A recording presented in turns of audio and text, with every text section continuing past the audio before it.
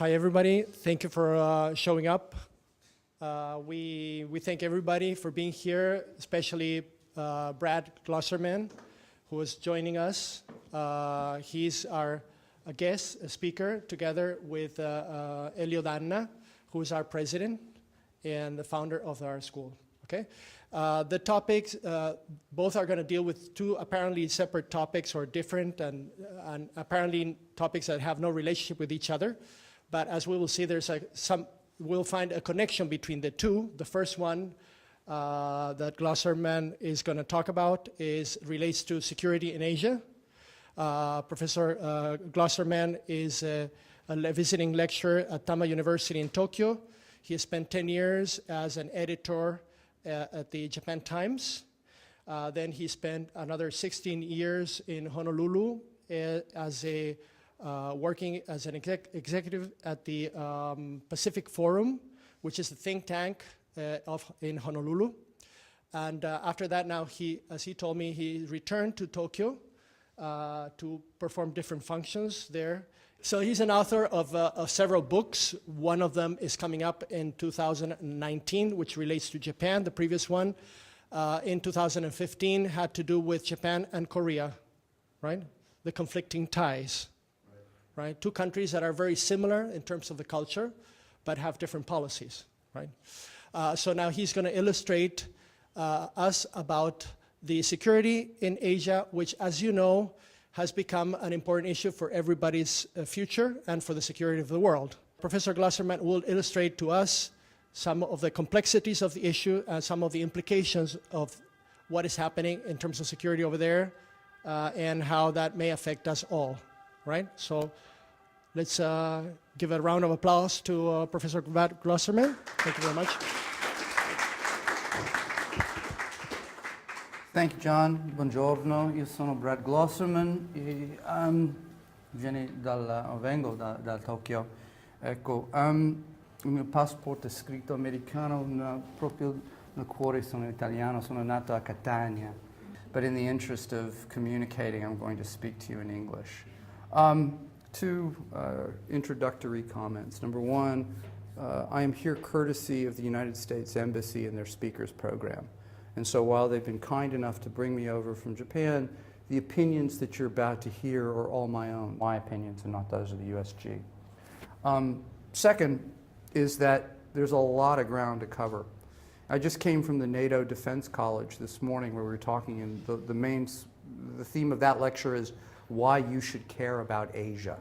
And talking to military people, it's an interesting topic and I think a very easy case to make, quite frankly. But what I want to do here is just offer you what I think are sort of a similar approach, but tell you what I think are the big issues in Asia. You can ask me questions about the things that are interesting to you and you would like to explore in more depth. So if anything I say sounds superficial, it is. So anyway, moving on. I think that there are three right now big issues to think about in Asian security. The first one, of course, is North Korea. And the fact of the matter is, if anybody tells you, my introductory remark, anybody that wants to talk to you about North Korea and tells you that the North Korean government is irrational or crazy, you can stop listening to them right there. Because the North Korean government is very smart. And they've played an extremely poor hand very well. And the fact of the matter is they have been very focused on what they seek to accomplish. And those goals, and those are the goals of the three Kims, the grandfather, the father, and the current leader, Kim Jong-un, is three things. Number one, regime survival. And by regime survival, I mean the survival of the Kim family as the apex of power in North Korea.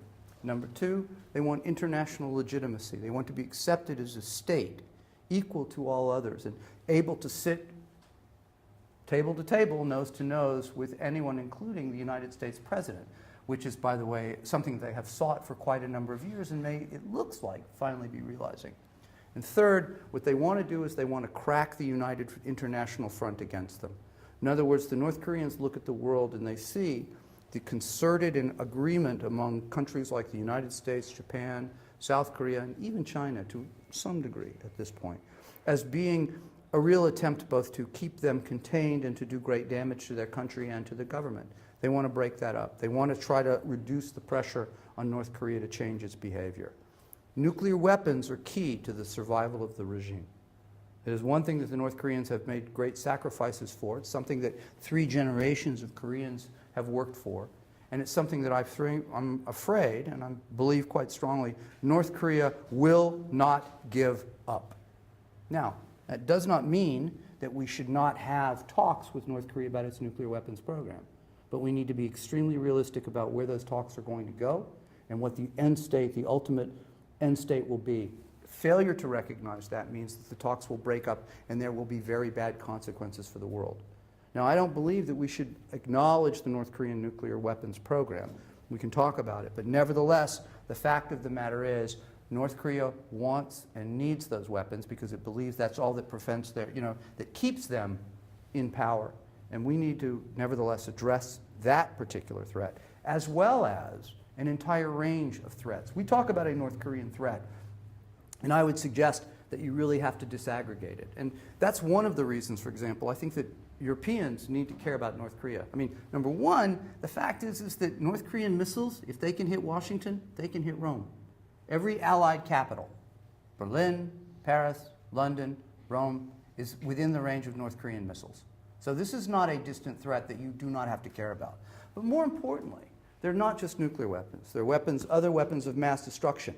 And remember that it was the North Korean government that killed the half-brother of the North Korean leader a few months ago in Kuala Lumpur with nerve gas. So the idea that they forgot weapons of mass destruction, which is what nerve gas is something that should be of concern. And they used it in, by the way, a public airport. If you've ever been to KL Airport, you know that's an open space. And the fact that they were prepared to kill someone there means that anyone that could have been passing through that airport could have been put at risk as well.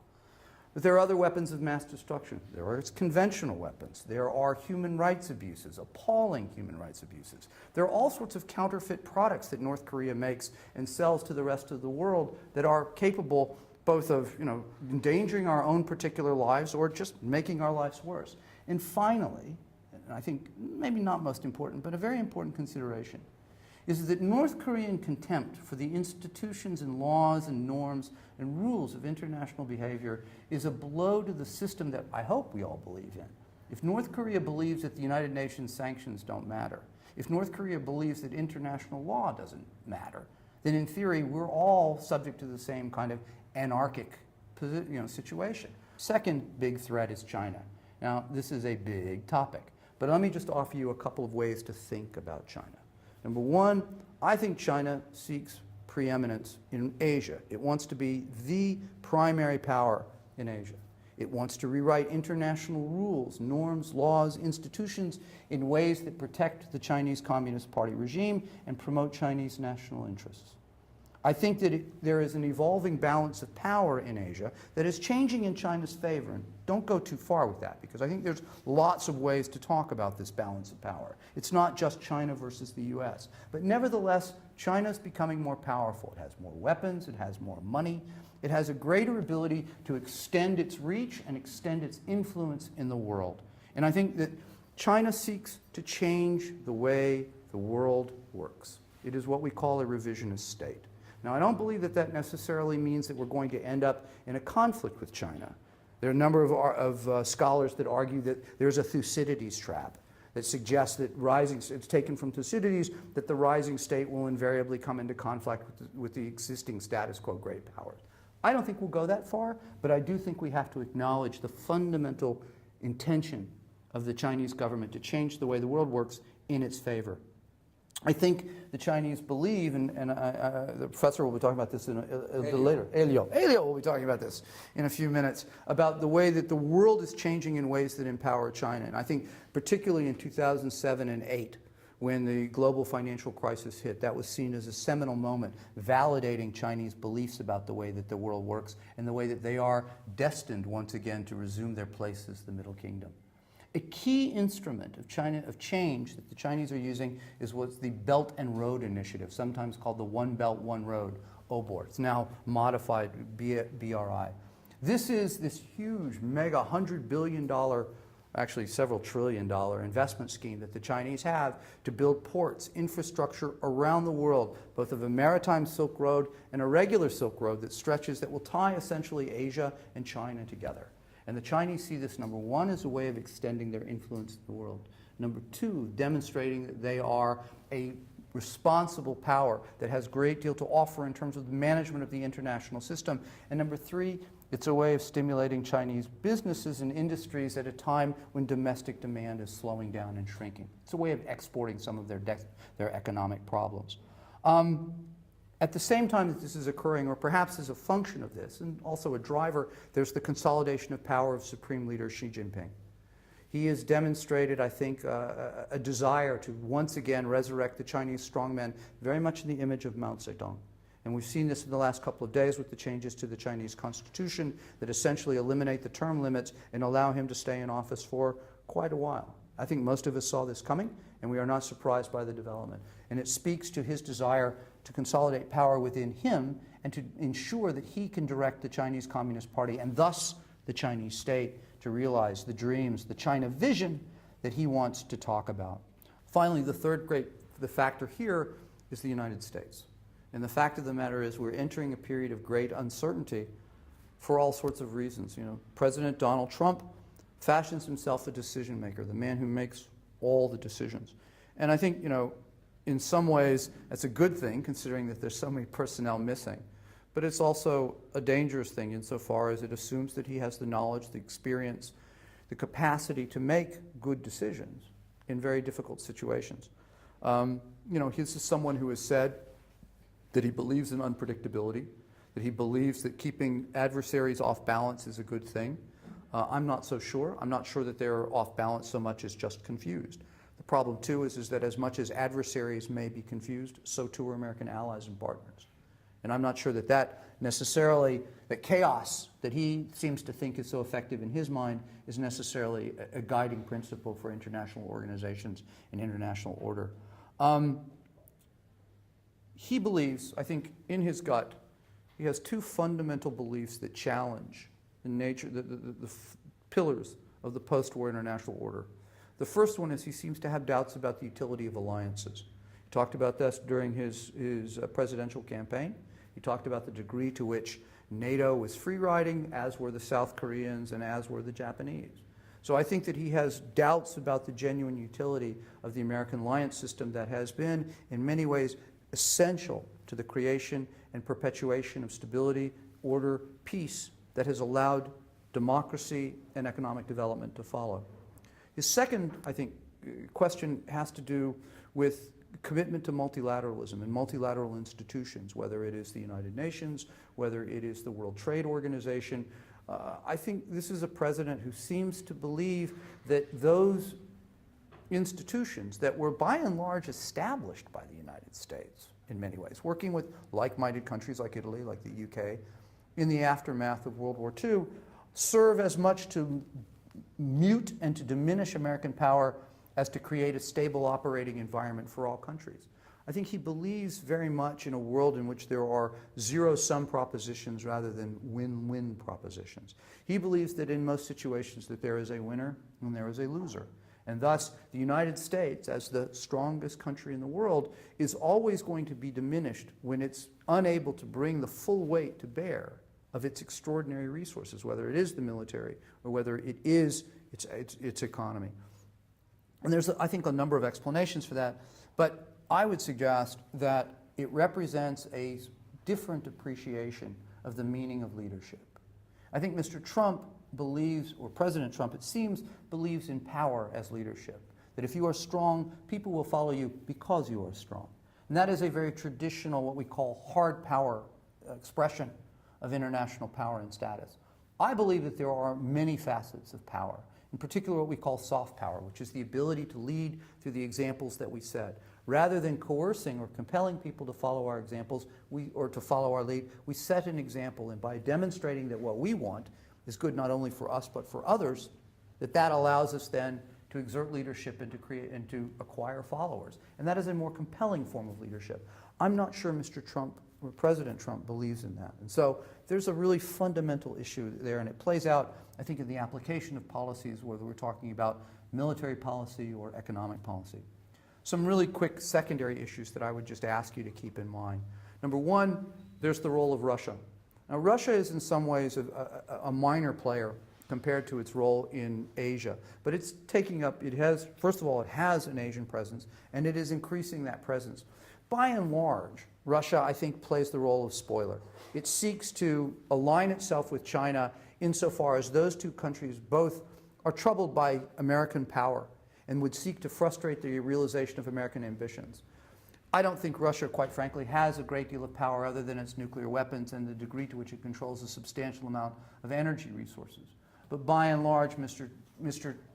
Putin has the sufficient engagement, that his country is engaged throughout the world in places where it can be what we call a spoiler. And I think that that's what he seeks to do, to frustrate the realization of American objectives, primarily just as a way of reminding the United States that Russia matters and needs to be taken into its calculations. I would mention South Korea only insofar as that it's become an increasingly important player as discussions and negotiations with North Korea occur more. And finally, I would mention India. For some people, India is a really, really critical power as we think about the evolution of the Asia-Pacific. It has largely been a self-contained, autarkic country. It is 1.1 billion people, the second largest population in the world. Its economy has finally picked up, and under the administration of Prime Minister Narendra Modi, it is now actually one of the fastest growing countries in the world, and has even surpassed the Chinese, which is something that drives the Chinese rather crazy. It has a long-standing history of conflict with China as well. And so some in the West, for example, I think in the government in Tokyo, and some within the US government, are inclined to see India as an ally under the logic that the enemy of my enemy is my friend. The attempt to contain, if you will, Chinese ambitions would oblige us to enlist India on our side. I think that that's a little bit too strong. I think that the Indians are zealous safeguards of their sovereignty and their independence, and the idea that they will be roped into some scheme to help contain China goes too far. There are, however, a lot of similarities that we have with the Indians. There's respect for democracy, for human rights, those values. I think that offers us the opportunity to work together in ways, and by us, I mean the United States, Europe, Australia, Japan, South Korea, other countries in Southeast Asia, in ways that, if you will, create a bulwark, and if you will, consolidate and reinforce the institutional order that allows us, that has allowed all of us to enjoy peace, prosperity, and stability. So let me just close with one last thought, and that is, while I've talked about security, one of the phrases and the words that I keep coming back to is this idea of order. And I think that that's one of the things that we need to be really focusing on. My subject and my area of focus is the Asia or Indo-Pacific or whatever the buzzword is of the day, and even here in Europe. We're living at a time where I think both the balance of power, the expressions of power, the modalities by which power is channeled, used, deployed are changing in radical and very different ways. And the systems of governance that we have evolved have not kept up. I mean, you in Italy, I think, perhaps know that in some ways, most recently, more acutely, better than many other countries.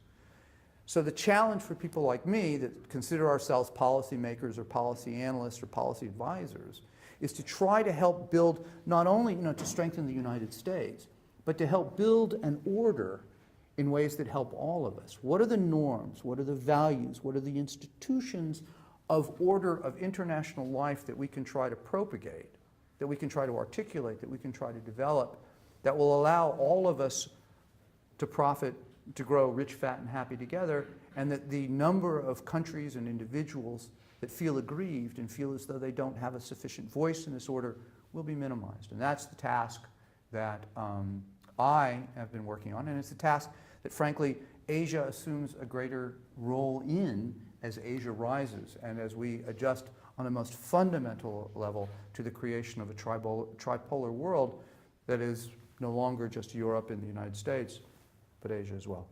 I'll stop there and let's take some questions. Thank you. Okay.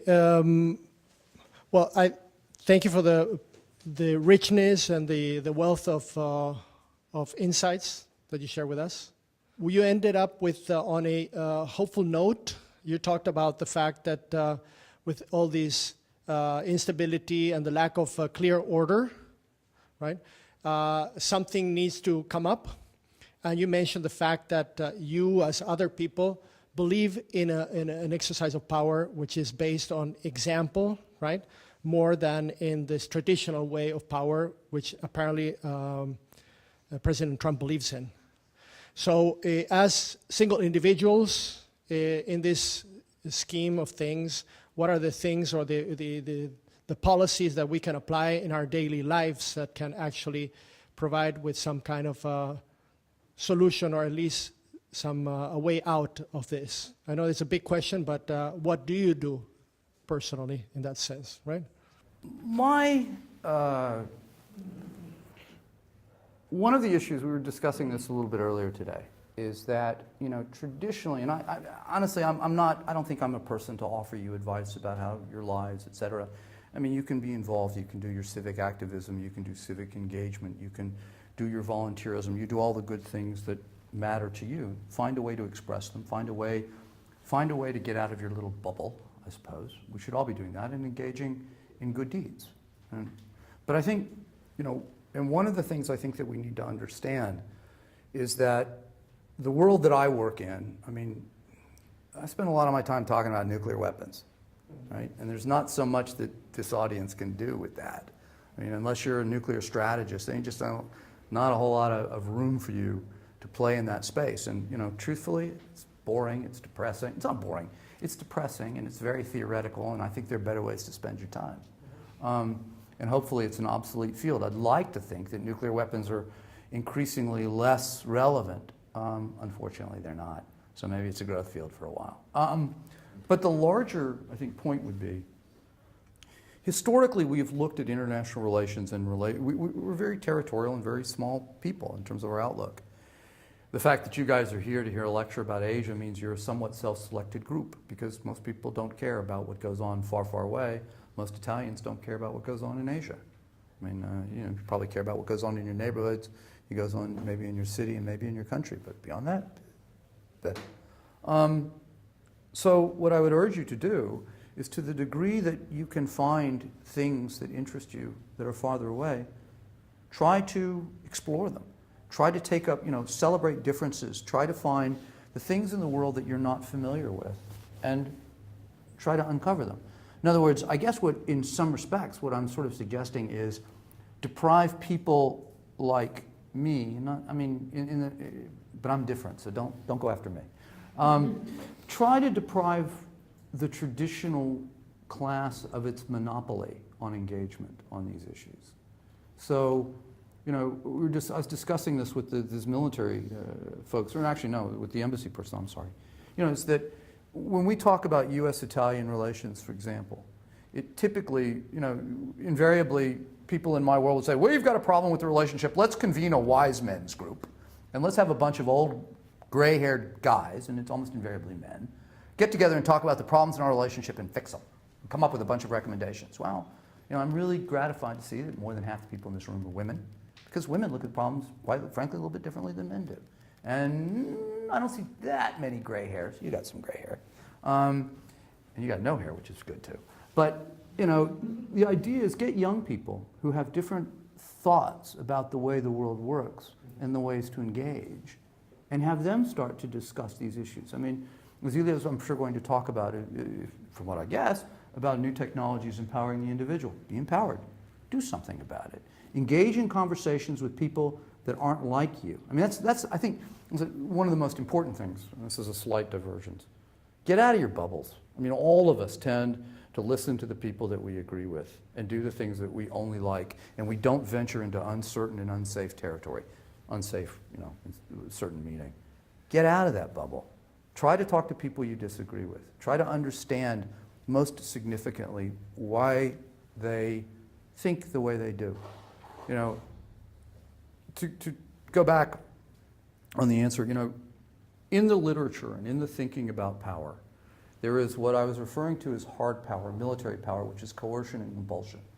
There is another field which is of increasing value and of increasing focus called soft power. And that is the ability to get people to follow us because we persuade them that what we want isn't me forcing this upon you, but what we want is something, my ability to persuade you that what I want is good not just for me but for you as well.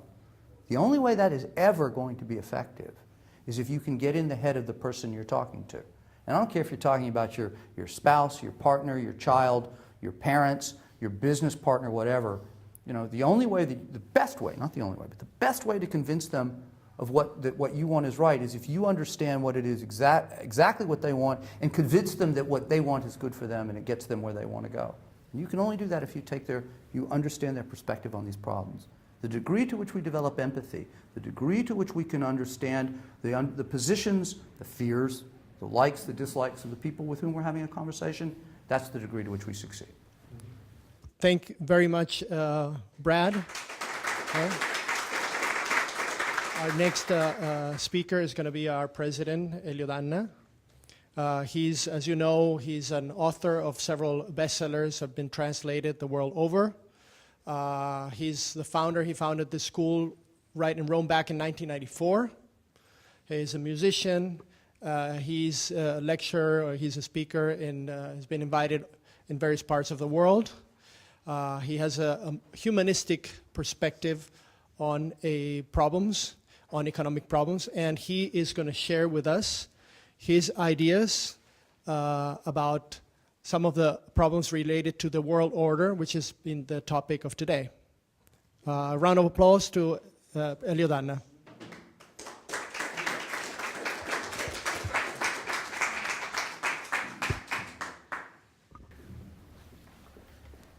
I hope that Mr. Professor Glosserman didn't scare you. I mean, let's enter into another dimension. I don't believe that the world is so scary and in danger for any war, any conflict. I think that the world is in the hands of individuals and not in the hands of institutions. Institutions died, political institutions died in 2007, and the economics world took over and will die in 1 decade. Technology is taking over, and for a few decades, and then there is something else that will happen, which I feel to be the prophet of this world. It's a revolution of the individual, a revolution that can change the world through the inner being. Something that politicians, journalists, doctors, they all neglect. The inner world is the real world. When I hear, such, preparation and such wisdom from professors and politicians like Mr. Glosserman, Professor Glosserman, I really do not understand if they are facts or it is fiction. For me, it is fiction.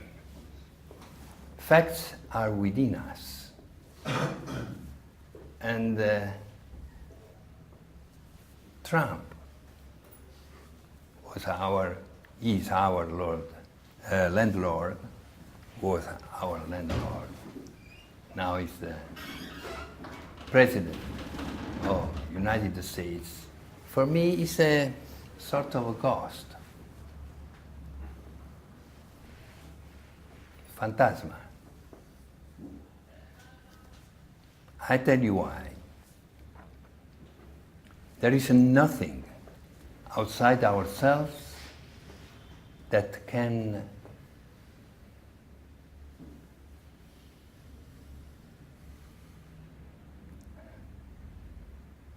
change the world as it is. Because the world as it is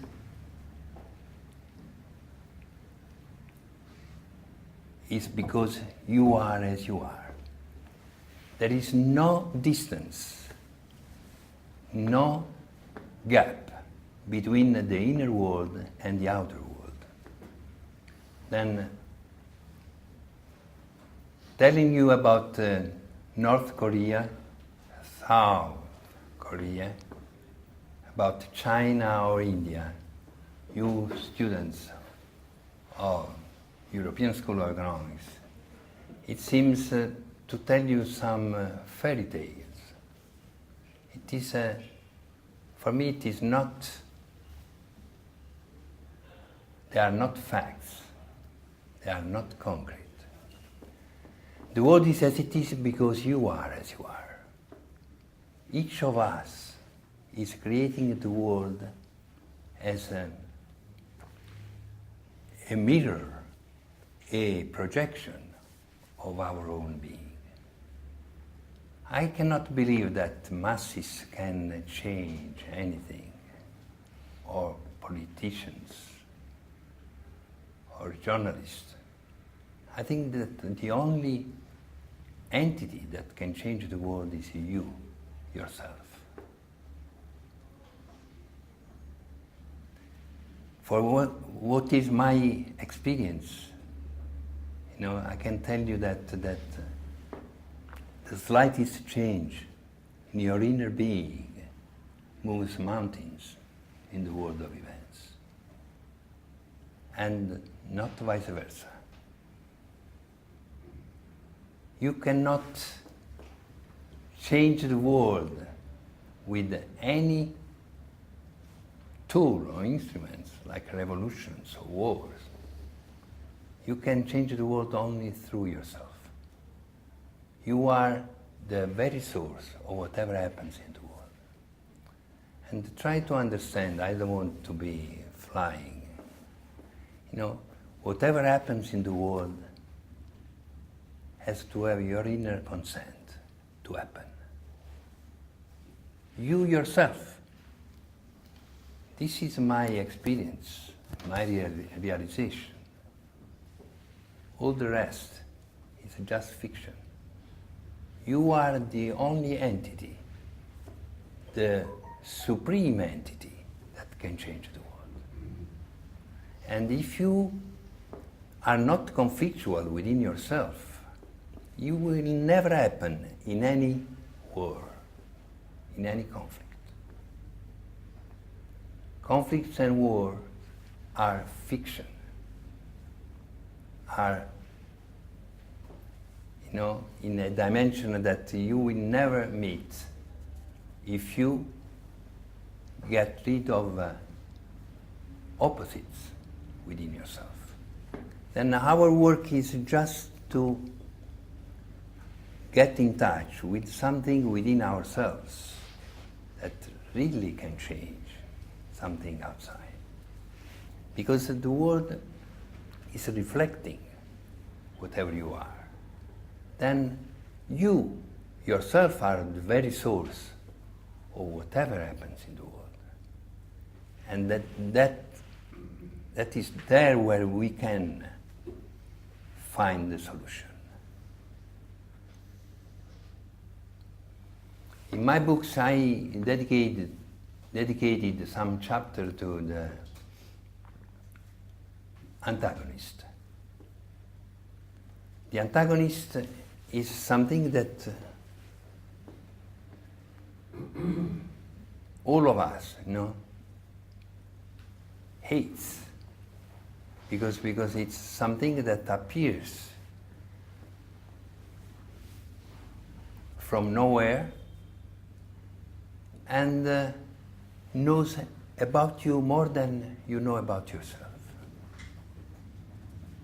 I have had many enemies from outside, and I tried to understand why they attack you, why they hate you, and you will understand that the enemy or the antagonist is a creature that you yourself create. There is no enemy out there.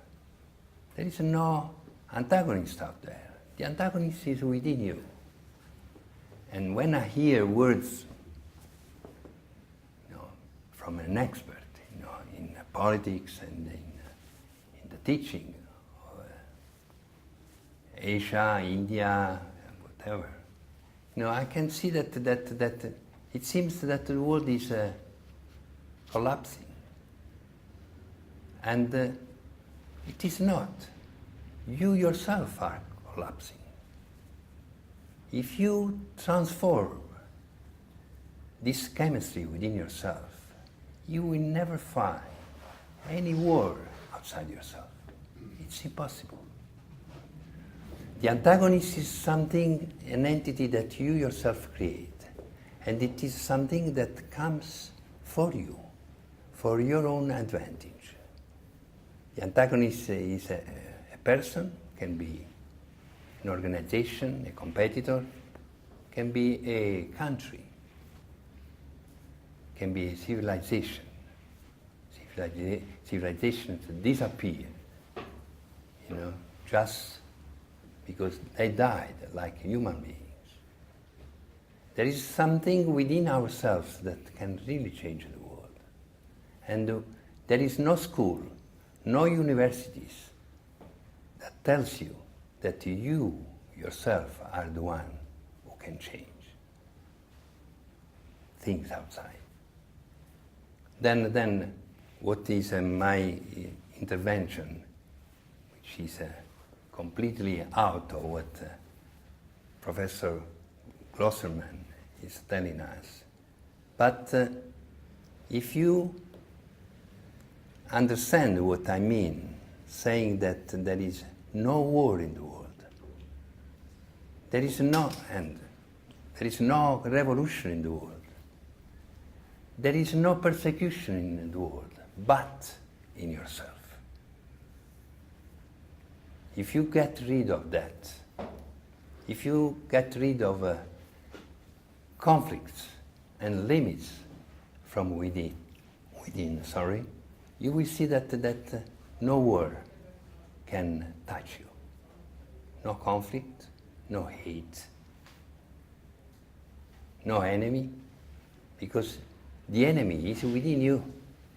And whatever you believe, it disappears, it appears outside yourself as something ferocious, something that wants you dead. And it is not so. You will discover that the antagonist is your best ally. Then also countries like United States have their own antagonists. But they come to improve you, to make you grow and develop. The antagonists, for me, were the best ally, and I could be thankful to all the antagonists which took the mask of a monster, of a ferocious, violent creatures, but in the end, you will see that the antagonist loves you much more than you can love yourself. Now, I am not telling you that wars are good and the conflicts, it's something necessary or something. I am just telling you that if you get rid of any conflicts within yourself, you will never happen in any troubles or difficulties. The slightest change in your being will move mountains in the world of events. Otherwise, you cannot move not even a pin, a needle. You will see that the world is just a reflection, it's a mirror. You yourself are the creator, the dreamer, and the doer. Thank you, Giovanni. Thank you.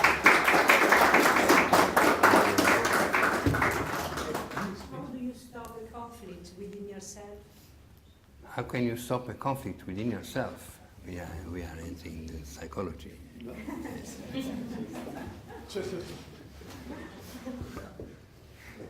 By observing yourself.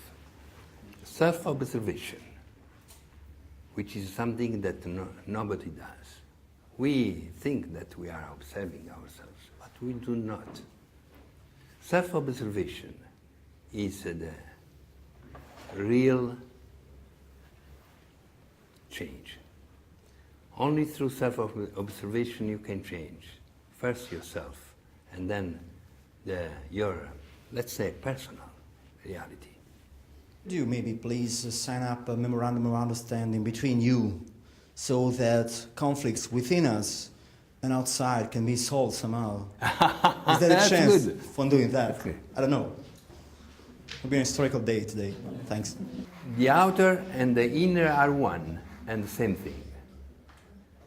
Vision and reality are one and the same thing. There is no distance, no gap. Being and becoming are one and the same thing. Then my proposal is to turn towards yourself and see that all conflicts in the world are your inner conflicts. When you are free of any conflict within yourself, which is something extraordinary, you need a long, hard work to do on yourself, you will see that all wars and conflicts in the outer world will disappear. Then there is no, I am not saying that Professor is a specialist, is an expert. He's telling you what in his studies, he understood. For what is my understanding is that I went through musical revolution in the 68s. I went through politics, I went through economics, and through consciousness. And the real revolution is your dream. If you don't dream, you are dead. Dreaming is the revolution. Kind of reflecting on the leadership of the United States, obviously Donald Trump wants to exert some form of leadership. He finds that probably the United States has not been doing enough, probably in the world, and he has his own interpretation of that, right? I think we may agree on that. But how about if instead of Donald Trump looking for ways to do quick short-term runs on short-term gains, he would reflect back on the philosophical origins of the United States, like the famous declaration on the preamble of the Declaration of the Independence, right, of 1776, which talks about liberty, freedom, and the pursuit of happiness. And that sort of ideology that was the backbone of the American ideology, right? So instead of looking to twist arms of people around and trying to get short-term gains, would that be possible? If there would be, I know it's kind of difficult for Donald Trump to do that, being a real estate guy from New York, right, and having declared bankruptcy 4 times. But what is your thinking about that? I need the mic. Yeah, sure. I have a couple of thoughts. First, what you're referring to is a model of what Thomas Jefferson used to call the shining city on a hill.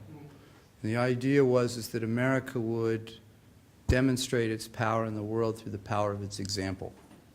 That, in fact, what we should avoid are entanglements in the world outside of us, and that by merely personifying and embodying all the best that is supposedly inherent in the American character, that we would then be a shining light for the rest of the world.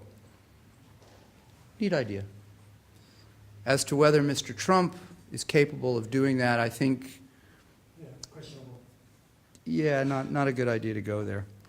But I think, as I reflect on Professor D'Anna's comments, I mean, it's not fair, right? You set yourself up as the humanist philosopher, and I'm the cold-hearted, hard-thinking realist who works on nuclear war, and that's just not fair. You've invited me into your house and set me up like that.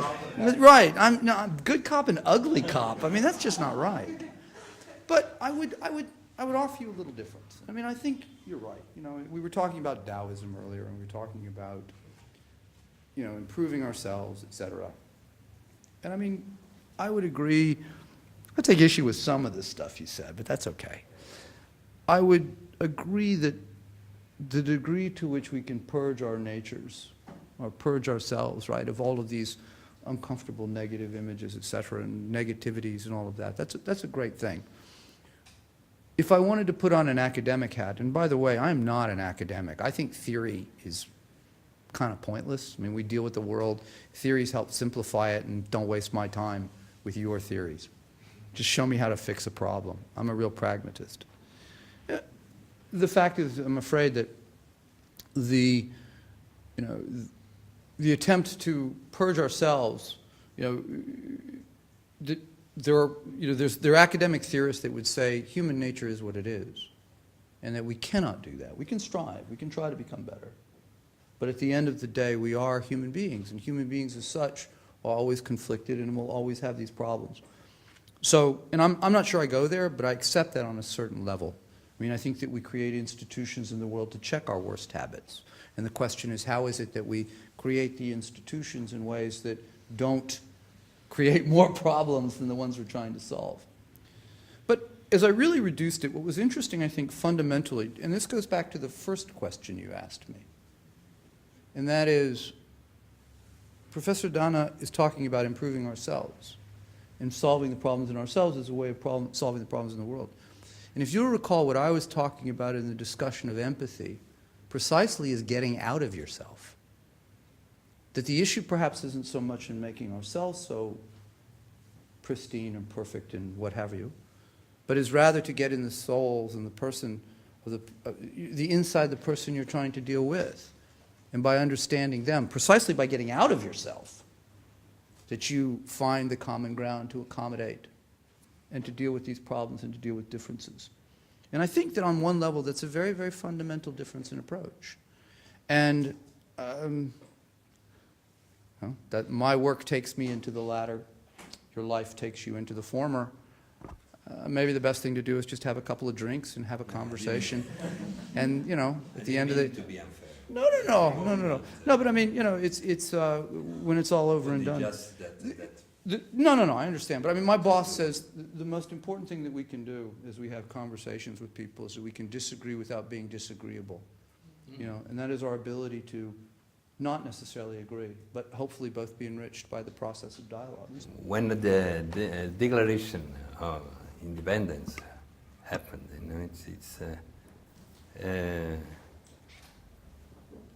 Mr. Jefferson and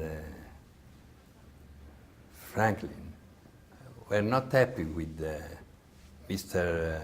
John Locke, with the work of John Locke, and he asked to a philosopher in Italy, in Naples.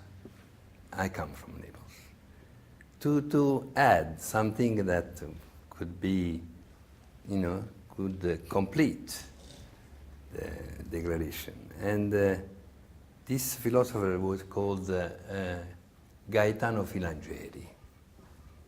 And they sent a commission to Italy, because it was a time of a Neapolitan revolution, which came before. And they asked him what could be added to the constitution. And he said, the pursuit to happiness. Then you see that the United States have a father, a Neapolitan father. That was I think it was the basic principle that created the American dream. The pursuit I think to we can happiness. agree on that, right? Whether you have one perspective or the other. And this is why I founded the European School of Economics, because I want my students to be happy. And it is possible if you are far away from politics, journalists and doctors. Hey, I'm a journalist, watch that. No offense. So any further questions? I think we can thank our speakers for the time and for the wisdom, right?